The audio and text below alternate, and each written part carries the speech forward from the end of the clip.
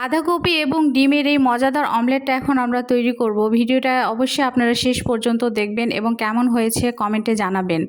কিছু বাঁধাকপি কুচি করে নিয়েছি, গাজর কুচি করে নিয়েছি, কর্নফ্লাওয়ার দেব 2 চামচ, সামান্য লবণ, চিলি ফ্লেক্স মানে শুকনো মরিচের গুঁড়া, কালো গোলমরিচের গুঁড়া এবং একটা ডিম দেওয়ার পরে আমি ভালোভাবে সব কিছু হাত দিয়ে মাখায় নেব, মিক্সচার করে নিতে হবে।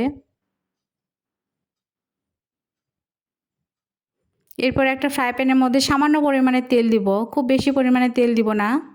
তো বাঁধাকপির ওটা আমি এখন দিয়ে দিয়েছি। আমি একটু মাঝখানে ফাঁকা করে সাইড দিয়ে ভালোভাবে এটা একটু সেট করে নিচ্ছি। কিভাবে সেট করতেছি অবশ্যই আপনারা দেখতে পাচ্ছেন। এরপর আমি মাঝখানে একটা ডিম দিয়ে দিব। কিছুক্ষণ অপেক্ষা করব এটা হওয়ার জন্য এক পাশ। তো আমি এটা এখন উল্টাই দেব।